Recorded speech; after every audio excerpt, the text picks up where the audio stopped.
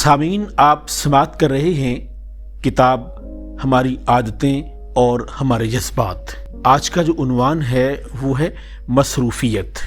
مصنف کہتے ہیں کہ وہ بے حد مصروف تھا، ادھر ادھر ہاتھ پاؤں پٹکتا، پیشانی کا پسینہ صاف کرتا، اپنے ملازمین کی کارگزاریوں کی لاف گزاف کرتا ہوا وہ دنیا کا مصروف ترین شخص دکھائی دے رہا تھا۔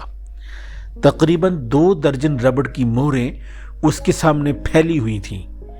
باری باری وہ ہر ایک کو اٹھاتا اور دے کر چھوڑ دیتا۔ بڑی دشواری کے بعد اسے مطلوبہ مہر ملی، کاغذ پر لگا کر اس نے دوبارہ وہ مہر اسی ڈھیر میں ملا دی۔ تب کہیں جا کر اس کے چہرے پر اطمینان اور سکون نظر آئے۔ وہ ایک بہت بڑے جنرل اسٹور کا مالک تھا۔ میں اس اسٹور میں جرابیں خریدنے گیا تھا۔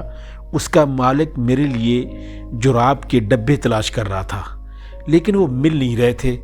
اس وقت اس کے ملازم کی بھی وہی حالت ہو رہی تھی جو اس کے مالک کی مہریں تلاش کرتے وقت تھی۔ وہ مصروف ترین فرم تھی، ہر وقت گاہکوں کی بھیڑ لگی رہتی تھی اور جنرل اسٹور کا مالک اس بھیڑ کی وجہ سے پریشان تھا۔ اسے یہ شکایت تھی کہ صبح اسٹور کھلنے سے لے کر رات کو بند ہونے تک 1 منٹ کی بھی فرصت انہیں نہیں ملتی تاکہ وہ اپنے کام کو قاعدے اور قرینے سے ترتیب دے سکیں۔ مصروفیات نے اسے پریشان کر رکھا تھا۔ کیا مصروفیات نے صرف اسے ہی پریشان کر رکھا تھا؟ نہیں، مصروفیات کے شکار میرے کئی جانکار ہیں۔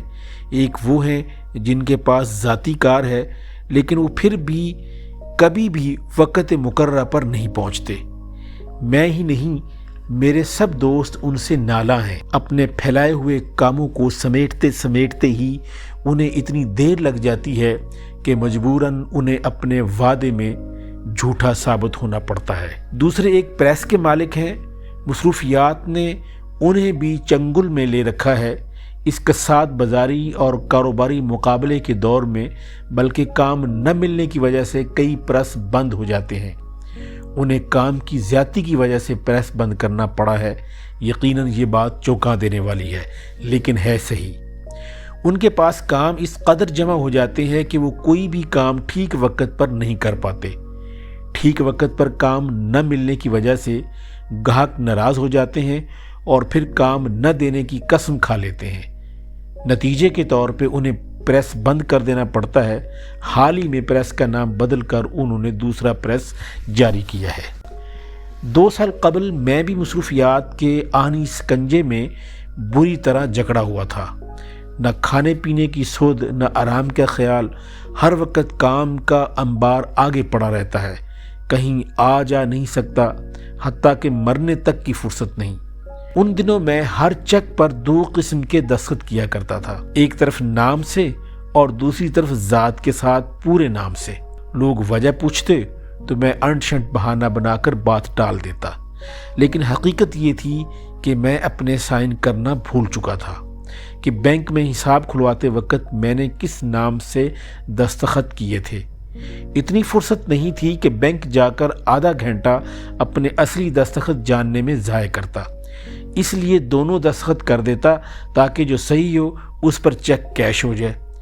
ایک بات مجھے اور یاد ہے، ان دنوں ایک شخص اپنا ایک اشتہار مجھ سے بنوانے کے لیے میرے پاس تقریباً 10 چکر لگا چکا تھا، لیکن اشتہار کا رف خاکہ میرے پاس تیار تھا، صرف نظر ثانی کر کے دوبارہ نقل کرنے کا مجھے وقت نہیں مل رہا تھا۔ میں ہر بار اپنی مصروفیات کی مجبوریوں کا اسے یقین دلا کر ٹال دیتا۔ ایک دن عجیب بات ہوئی۔ اس دن میرا کام جوں کا توں پڑا تھا۔ اس دن بھی میں حسب معمول کئی اشخاص کو ٹال چکا تھا۔ ایک بزرگ میرے ادارے میں بیٹھے میرے طریقہ کار کو دیکھ رہے تھے۔ بہت دیر تک وہ ایک ٹک مجھے گھورتے رہے اور جب میں نے سوالیہ نظروں سے ان کی طرف دیکھا تو وہ بولے، جس قدر وقت آپ کام کو ٹالنے میں لگا رہے ہیں، اس سے آدھے وقت میں آپ کام ختم کر کے فارغ ہو سکتے ہو۔ میں نے چونک کر ان کی شکل دیکھی، پھر اپنے سامنے پڑا ہوا فائلوں کا انبار دکھا کر انہیں اپنی مصروفیات کی تفصیل بتائی تو انہوں نے پوچھا، یہ انبار کیوں جمع ہوا؟ اس لیے کہ آپ نے ہاتھ کے ہاتھ انہیں نہیں نمٹایا۔ اگر آپ آج سے آج کا کام ابھی کرنے کا اصول بنا لیں تو کام کبھی اکٹھا ہی نہ ہوگا۔ وہ حضرت تو چلے گئے، لیکن میں 4 الفاظ کے اس فقرے کے متعلق سوچتا رہا۔ اب تک میں اپنے کاموں کو کل پر ٹالتا رہا تھا، اور ٹالنے پر میں کس قدر وقت ضائع کر رہا تھا، یہ اسرار مجھ پر اسی لمحے کھل گیا۔ ایک اشتہار کو نظر ثانی کر کے دوبارہ لکھ نہ سکنے کی وجہ میں اب تک مصروفیت سمجھتا رہا۔ میں نے اس شخص کو درجنوں مرتبہ ٹالا، ہر بار ٹالنے پر میں نے 20 منٹ اس پر ضائع کیے، اور جب وہ سر پر بیٹھ گیا تو اشتہار لکھ دینے میں لگے صرف 4 منٹ۔ ہم مصروف ہیں، شاید یہ کہنے سے ہمارا مطلب ہوتا ہے کہ جتنا کام ہمارے سامنے پڑا ہے ان کے مقابلے میں ہمارے کام کرنے کی استطاعت کم ہے۔ جس قدر کام ہمیں زیادہ سے زیادہ مصروف بنانے کے لیے کافی ہیں، ہم سے زیادہ کام کرنے کی استطاعت رکھنے والے شخص کے لیے اتنے ہی کام ناکافی ہو سکتے ہیں۔ اگر ہم اپنی مصروفیات کم کرنا چاہیں تو ہمیں خود کو اس طرح ڈھالنا ہوگا جس سے کہ ہمارے کام کرنے کی استطاعت بڑھ سکے۔ ذیل میں چند ایسی چیزیں درج کی جاتی ہیں جو ہماری مصروفیات بڑھانے کی وجہ بنتی ہیں، اور ان کے ساتھ کچھ ایسی تجاویز بھی ہیں جن کے ذریعے ہم اپنی مصروفیات پر کنٹرول حاصل کر سکتے ہیں۔ نمبر 1، ٹالنا۔ کام گھٹانے کا تیر بہدف نسخہ سمجھا جاتا ہے، حالانکہ ٹالنا بذات خود ایک بہت بڑا کام ہے۔ ہمارا بیشتر وقت جس کی نظر ہو جاتا ہے۔ ٹالنا کسی کام کی طبیعت کے منافی ہونے کا مظہر ہے۔ جس کام کو ہم بذات خود پسند کرتے ہیں اسے نہیں ٹالتے۔ ہر جگہ چاہے یہ بات لاگو ہو یا نہ ہو، لیکن ٹالنے کی بڑی وجہ یہی ہوتی ہے۔ ٹالتے وقت ہم یہ بھول جاتے ہیں کہ ہم وقتی طور سے کام کو ٹال رہے ہیں، کام سے فراغت نہیں پا رہے۔ آج نہیں تو کل یہ پھر ہمارے لیے مسئلہ بن کر سامنے آ کھڑا ہوگا۔ گزشتہ دنوں میں نے کہیں پڑھا تھا، اگر فوج کے چلتے وقت پیش رو فوجیوں کی رفتار میں فرق پڑ جائے تو پیچھے چلنے والے فوجیوں کی رفتار کسی حالت میں بھی ٹھیک نہیں رہ سکتی۔ اسی طرح آگے کے کام رک جانے یا منتشر ہو جانے سے پیچھے کے سارے کام یا تو غلط ہو جائیں گے یا ان کے انبار لگ جائیں گے۔ ممکن ہے کچھ حضرات یہ سطور پڑھتے وقت دل ہی دل میں کہہ رہے ہوں، واہ محترم مصنف، آپ مجھے سمجھا رہے ہیں کہ کام کو ٹالوں نہیں۔ یہ کیوں کر ممکن ہے؟ کبھی میری ڈیوٹی آ کر سنبھال کر تو دیکھو، تمہیں پتہ چلے کہ مجھے دن بھر میں کتنا کام کرنا پڑتے ہیں۔ میں کام کو ٹالتا ہوں تو اپنی خوشی کے لیے نہیں بلکہ مجبوراً ٹالنا پڑتا ہے۔ وہ ٹھیک کہتے ہیں، اپنے حالات کو جس قدر بہتر وہ خود سمجھ سکتے ہیں میں نہیں سمجھ سکتا، لیکن اس حقیقت سے شاید وہ خود بھی انکار نہیں کریں گے کہ آج کا کام کل پر ٹالنے کا مطلب ہے کل کی مصروفیات کا انتظام آج ہی کر لینا، پھر کل کا پرسوں پر، پرسوں کا پرلے روز۔ اس کا تو یہ سلسلہ ٹوٹ نہیں سکتا۔ اگر ٹوٹ سکتا ہے تو صرف ایک ہی طریقے سے کہ ایک بار پچھلے سارے کام نمٹا کر فراغت پائی جائے، پھر 4 الفاظ کے اس فقرے کو اپنا اصولی فقرہ بنا لیا جائے، آج کا کام آج ہی یا ابھی۔ دوسری چیز، اندازے کی غلطی۔ شروع میں نے ایک ایسے دوست کی مثال دی ہے جو ذاتی کار ہونے کے باوجود کبھی کسی بھی جگہ وقت مقررہ پر نہیں پہنچ سکا۔ اس کی وجہ وہ اپنی حد سے بڑی ہوئی مصروفیات بتاتے ہیں، لیکن حقیقت میں اس کے دیر کی سب سے بڑی وجہ وہ اس بات کا اندازہ لگانے میں غلطی کر جاتے ہیں کہ فلاں کام کتنا وقت لے گا۔ اگر انہوں نے کہیں 12 بجے پہنچنا ہوتا ہے تو وہ سوچتے ہیں کہ 12 بجنے میں ابھی تو 2 گھنٹے باقی ہیں، جن کاموں سے فارغ ہونا ہے ان سے فراغت پا لی جائے، کار تو پاس ہے ہی، جب چاہیں گے پہنچ جائیں گے۔ یہ سوچ کر وہ اپنے سامنے اس قدر کام پھیلا لیتے ہیں جنہیں سمیٹتے سمیٹتے 1 بج جاتا ہے۔ پھر وہ بھاگ دوڑ کر سارے کام ختم کرتے ہیں، کچھ ادھورے چھوڑ دیتے ہیں، کچھ ملتوی کر کے پینڈنگ میں ڈال دیتے ہیں۔ کار پر بیٹھتے ہیں، کبھی چوراہے پر ٹریفک کی لال بتی راستہ روکتی ہے، کبھی کوئی بارات آڑے آ جاتی ہے، وہ جھنجھلا جاتے ہیں کیونکہ چلنے سے پیشتر انہوں نے یہ اندازہ نہیں لگایا تھا کہ غیر متوقع اور ناگہانی رکاوٹیں بھی انہیں دیر کرائیں گی۔ بمشکل تمام 1:30 بجے منزل مقصود پر وہ پہنچتے ہیں اور وجہ بتائی جاتی ہے بیچاری مصروفیت۔ ذرا سوچئے اس میں مصروفیت کا کیا قصور ہے؟ اگر وہ اپنے سارے کام پھیلانے سے بیشتر یہ اندازہ لگا لیتے کہ فلاں کام کتنا وقت لے گا اور اس اندازے کے مطابق وہ اتنا ہی کام پھیلاتے جتنا کہ 11:30 یا 11:45 بجے تک ختم ہو سکتا تھا، تو کہیں کچھ جھنجھلاہٹ یا پریشانی نہ ہوتی۔ وہ سمجھتے ہیں کہ ان کے پاس کار ہے اس لیے وہ اڑ کر پہنچ جائیں گے۔ میں کہتا ہوں اگر ان کے پاس راکٹ یا اڑن کھٹولا بھی ہو تب بھی وہ مقررہ وقتہ پر نہیں پہنچ سکتے۔ صحیح اندازہ لگانے کی اہمیت کو سمجھنا ان کے لیے اسبس ضروری ہے۔ یہ حقیقت ہے کہ اس سے بھی زیادہ مصروف ترین اشخاص وقت مقررہ پر پہنچ جاتے ہیں، حالانکہ انہیں بسوں یا کرائے کی گاڑیوں کا انتظام کرنا پڑتا ہے۔ متذکرہ بالا پریس مالک کی مصروفیت کی وجہ بھی اندازے کی غلطی ہے۔ وہ گاہک سے وعدہ کرتے وقت لنچ کا وقت، مشین میں فرما کسنے کا وقت، کسی دوسری ناگہانی اور غیر متوقع حادثہ میں ضائع ہونے والے وقت کا میزان ہی نہیں لگا پاتے، جس کا نتیجہ یہ ہوتا ہے کہ وہ کوئی کام متعین وقت پر نہیں کر سکتے۔ گاہک جب سر پر سوار ہو جائے تو الٹ پھیر کرنے لگتے ہیں۔ اس کا کام مشین سے اتار کر دوسرے کا کام لگایا، جب وہ آیا تو تیسرے کا کام روک دیا، تیسرے سے معافی مانگی، چوتھے سے بہانہ بنایا، سبھی کام ادھورے، سبھی گاہک نالاں و غیر مطمئن۔ پھر کام کی پریشانی، قسمت کا رونا، چہرے پر ہر وقت گھبراہٹ اور بیچارگی کی لکیریں۔ آئندہ کے لیے کام نہیں ملتے، مجبوراً پریس بند کرنا پڑتا ہے، چونکہ اور کوئی کام جانتا نہیں، اس لیے 2-4 ماہ بیکار گزار کر پھر نئے نام سے پریس جاری کیا جاتا ہے۔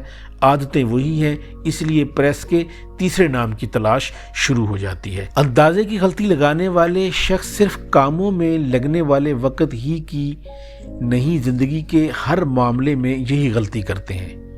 ان کا راہ گیر کو 1-2 فرلانگ بتایا ہوا فاصلہ 1-2 میل بھی ہو سکتا ہے، اور ان کا 1 منٹ کبھی ہمارے 60 منٹ سے بھی تجاوز کر جاتا ہے۔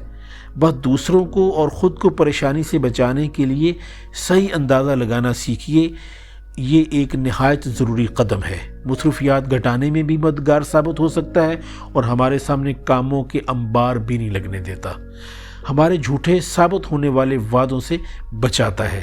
اپنے سامنے ہفتہ بھر کے کاموں کا انبار لگانے کا مجھے صرف ایک ہی فائدہ دکھائی دیتا ہے، وہ یہ کہ لوگ یقین کر لیتے ہیں کہ ہم واقعی بہت مصروف ہیں۔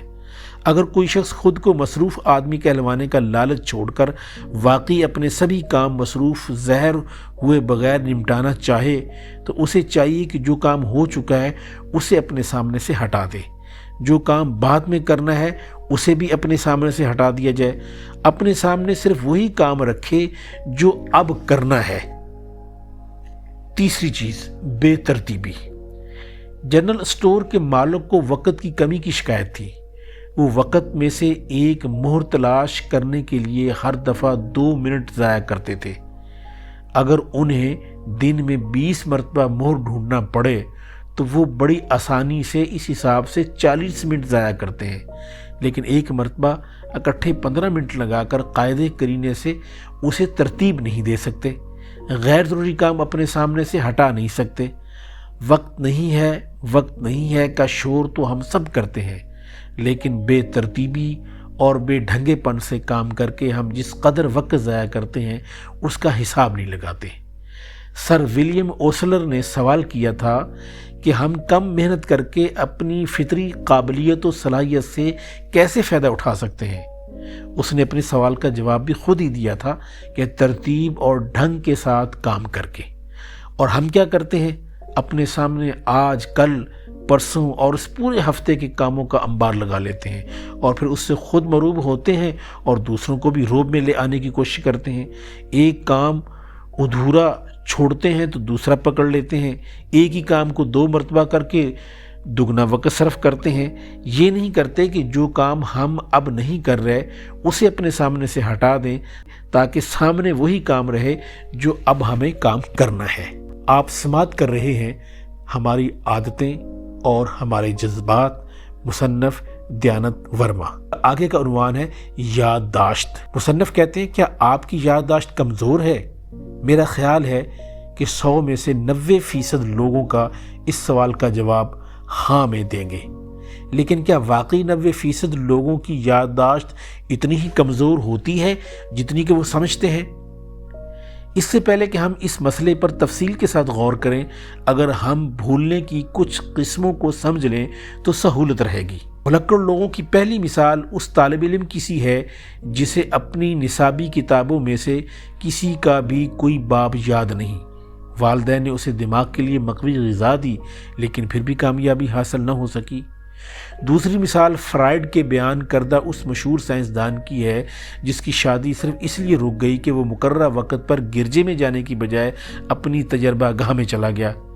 ایسے مفکروں کی کہانیاں تو آپ نے سنی ہوں گی جو گھر سے نکلنے کے بعد اپنی منزل مقصود بھی بھول جاتے ہیں۔ ادھیڑ عمر کے لوگوں کو بھی یہ شکایت رہتی ہے کہ انہیں کچھ یاد نہیں رہتا۔ ایسے لوگ اپنی یادداشت کی کمزوری کا سبب بڑھاپا سمجھتے ہیں۔ میری بوڑھی ماں بعض اوقات اپنے پوتے کا نام تک بھول جاتی ہے۔ ایک مثال میرے ایک دوست کی ہے جسے اپنے والدین کو خط لکھنا کبھی یاد نہیں رہتا۔ گھر پر سوچتا ہے کہ دفتر میں لکھ لوں گا اور دفتر میں سوچتا ہے کہ گھر جا کر لکھوں گا۔ کبھی یاد آ بھی گیا تو وقت پر پوسٹ کارڈ نہیں ملتا، اور اگر پوسٹ کارڈ مل گیا اور لکھ بھی لیا تو لیٹر باکس میں ڈالنا بھول گئے۔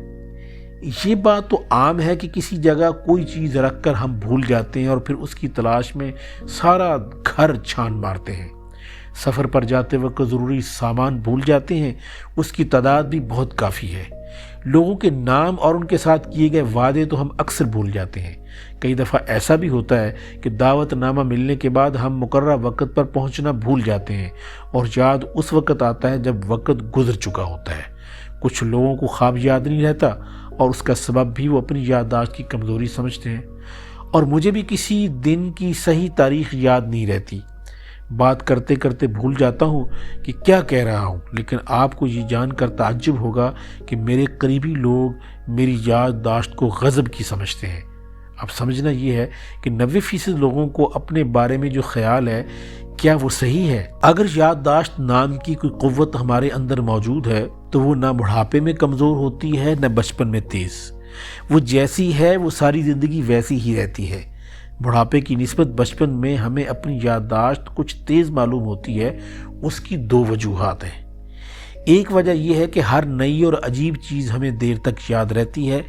بچپن میں یا لڑکپن میں ہمیں اپنے چاروں طرف بہت سی نئی چیزیں دیکھنے کو ملتی ہیں جو ہمارے ذہن پر انمٹ چھاپ چھوڑ جاتی ہیں، لیکن ادھیڑ عمر میں چونکہ بہت سی چیزیں ہمارے لیے نئی نہیں رہتی، اس لیے وہ ہماری یادداشت سے دور ہو جاتی ہیں اور ہم سمجھتے ہیں کہ ہماری یادداشت کمزور ہو گئی۔ دوسری وجہ یہ ہے کہ بچپن میں ہماری یادداشت کو بہت تھوڑا بوجھ اٹھانا پڑتا ہے، لیکن جوں ہم بڑے ہوتے ہیں ہم پر ذمہ داریاں بھی بڑھ جاتی ہیں۔ کاروبار اور گھر کے تفکرات شدید شکل اختیار کرنے لگتے ہیں۔ اب ہزاروں ضروری اور غیر ضروری باتیں ہمیں یاد رکھنا پڑتی ہیں۔ کسی کو فون کرنا ہے، کسی سے روپیہ کا تقاضا کرنا ہے، کسی دوست کو مبارکباد کا تار دینا ہے، کسی ماتم میں شریک ہونا ہے۔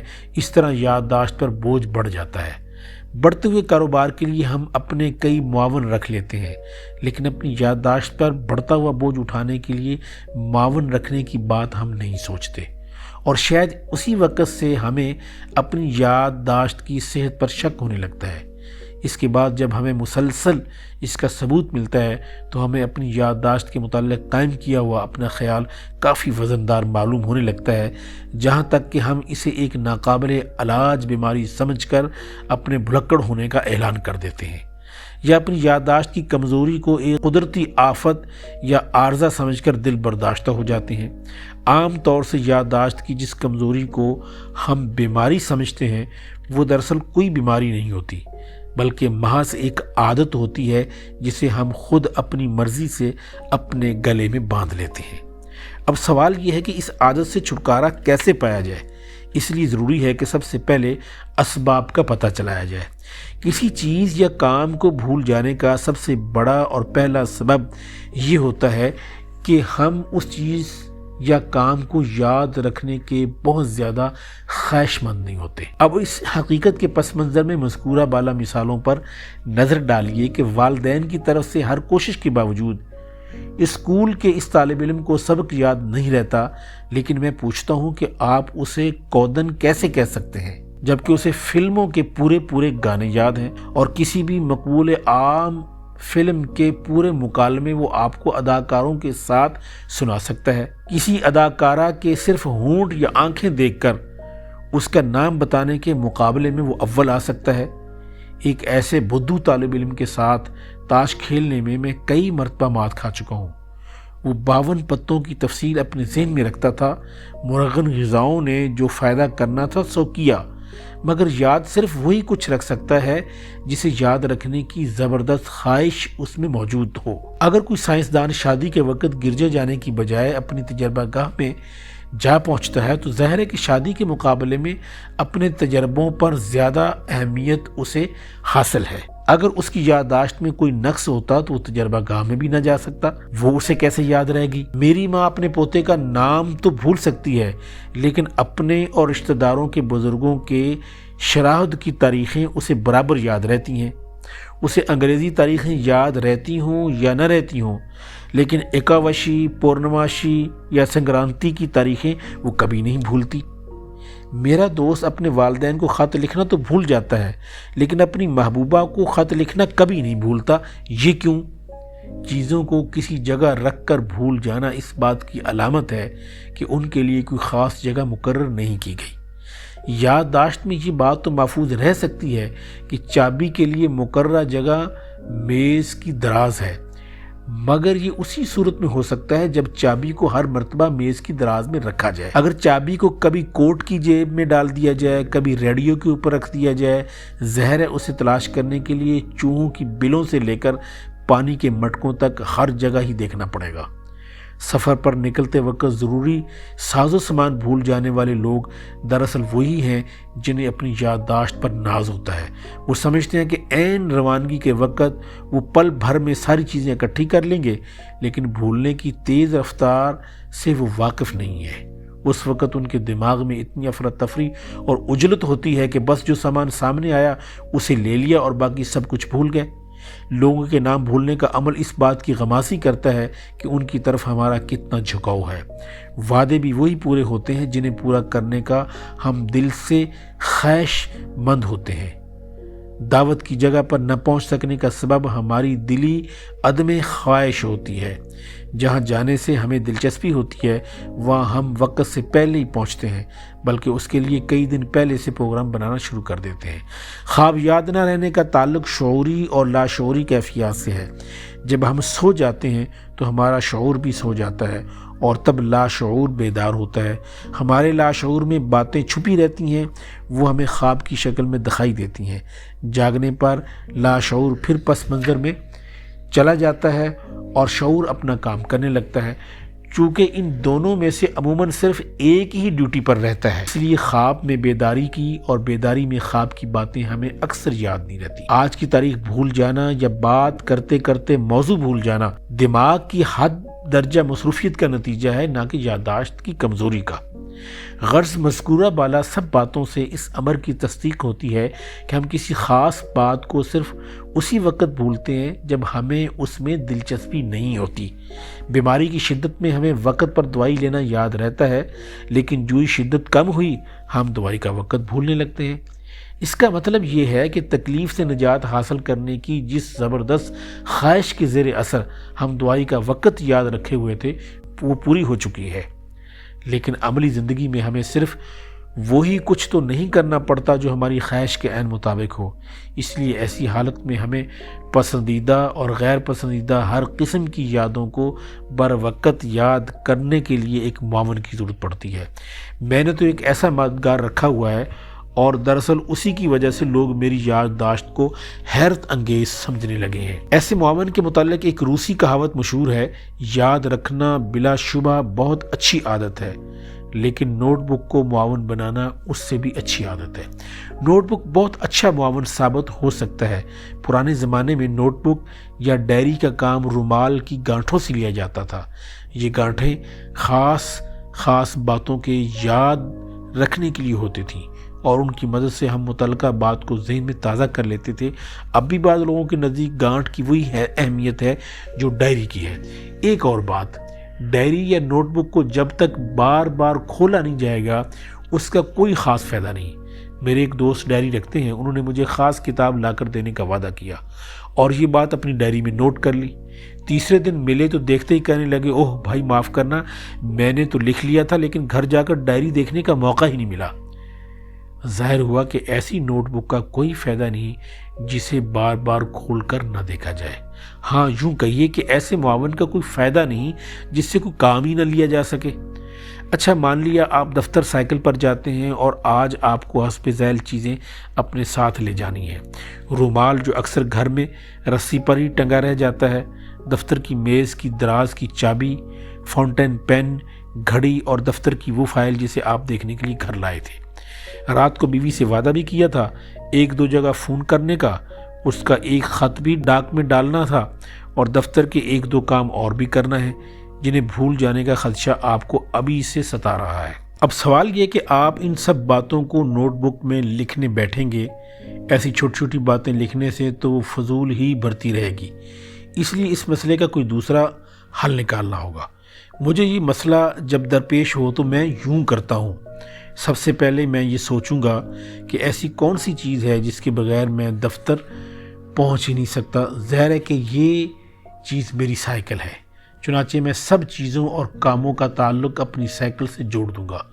رومال سائیکل کے ہینڈل پر سوکھنے کے لیے ڈال دوں گا، فائل کو کیریئر پر رکھ کر اس کے اوپر بیوی کا خط رکھ دوں گا، ساتھ ہی ایک رقعے پر دفتر سے متعلق چھوٹے موٹے کام اور فون وغیرہ رقعے کی ہدایتیں لکھ کر فائل سے لگا دوں گا۔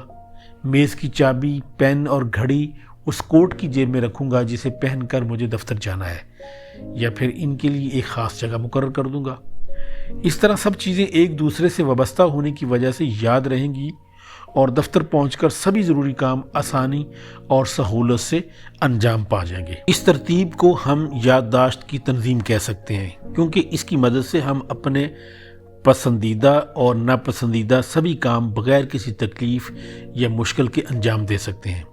ممکن ہے میری بتائی ہوئی تنظیم سے آپ کا اطمینان نہ ہو، اس لیے لیجئے آپ کے اطمینان کے لیے میں تصویر کا دوسرا رخ بھی آپ کے سامنے پیش کر دیتا ہوں۔ نہاتے وقت گھڑی غسل خانہ میں رکھاؤں گا، لکھتے لکھتے پین بستر کے سرہانے رکھ دوں گا، بیوی سے کہہ دوں گا خط میز پر ڈال دے، صبح جاتے وقت لیتا جاؤں گا، رات کو کوٹ کی جیب خالی کرتے ہوئے چابی کسی طاق پر رکھ دوں گا، بیوی کے کاموں اور دفتر کے کاموں کے متعلق یہ سوچ کر سو رہوں گا کہ دفتر جا کر کر لوں گا، رومال رسی پر سوکھتا رہے گا اور میں یہی سوچتا رہوں گا کہ جاتے وقت لے لوں گا۔